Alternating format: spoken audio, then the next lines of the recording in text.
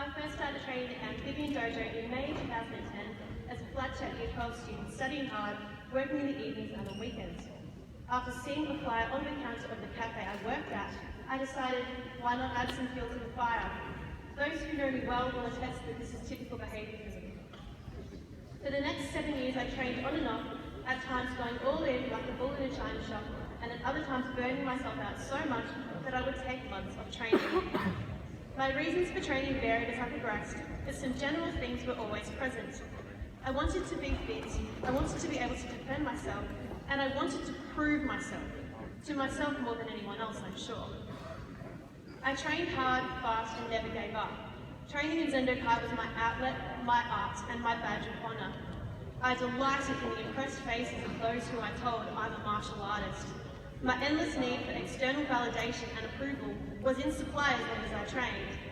However, there were also times that I stopped training for an extended period of time and feared returning for the sake of my fractured ego.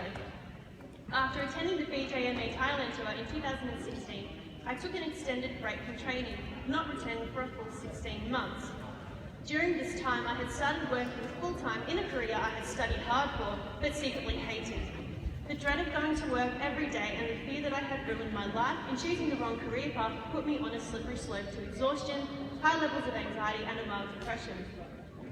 During this period, not only was I not training, I also became a recluse, removing myself from the schedules of people who enjoyed spending time with me and generally trying to make the world forget I existed. For a while there, it was really rough. I dreaded the working week for the work and the exhaustion, but I also dreaded the weekend for fear of having nothing to do. This sounds like a simple problem to fix, but I also dreaded showing my face to anybody who knew me, as I had receded so badly I was sure my fragile ego would shatter the moment anyone asked where I had been. After wallowing in self-pity for far too long, I finally picked up the courage to confront my nemesis, my own expectations of myself. I took some time off work in July 2017 to do some soul-searching and mindfulness. I came to realise that while I was fearful of my reputation and the expectations of others, the isolation and lack of direction was literally threatening to ruin my life. As Tony Robbins says, the way you spend your day is the way you spend your life, and draining every waking moment of every day is no way to live a life. I realised that I craved real human connection and personal challenge, as well as a sense of personal fulfilment and direction. On August 29, 2017, I started training again for the last time.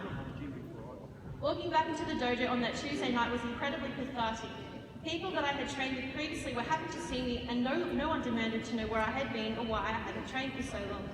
The narrative that I had cooked up in my mind of disappointment, resentment, and the idea that I was unworthy came from one person in the room, myself. Over the next few months, I trained, reflected, and made the decision that I would train only for myself and not as a means of impressing the world around me. In November of 2017, I achieved the rank of brown belt. At the time, I felt unworthy of the belt, but I put it on anyway, choosing to trust in my capabilities and the judgment of those above me, rather than the nasty voice inside my own head telling me that I wasn't good enough. On Thursday, the 31st of May 2018, I received a text message from Shihan Pete asking if I was at all able to pop into the blue, green belt kids karate class to assist them with their iron horse form. I volunteered to help out that night and have assisted with these classes every Thursday night since then, and have recently started assisting with the teenage Zendo Kai class as well. Offering my time on Thursday nights has opened up a door full of opportunities for me to assist and instruct in all different areas. Last year I assisted Shihan Peter instruct a women's and a teenage girls self-defense course. I have assisted with classes for victims of domestic violence, young adults facing mental health challenges, and have conducted my own classes for teenage girls.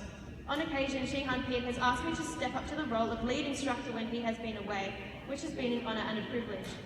In becoming an instructor, I have discovered a remarkable, unwavering passion for the chance to positively influence people from all walks of life. In my various instructing roles, I have found a driving force that keeps me grounded, focused, and highly devoted to being the best martial artist I can become. The chance to be a positive influence on somebody's life.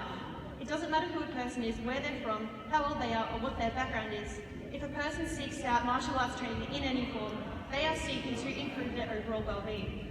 I recognise that whenever I instruct somebody, I impact on their life a little bit. And if I work hard enough, I have the chance to help people drastically improve their lives, and by extension, entire communities. As an instructor, I intend to harness my capabilities to positively influence anybody who seeks to train in martial arts, learn self-defense, or build up some confidence.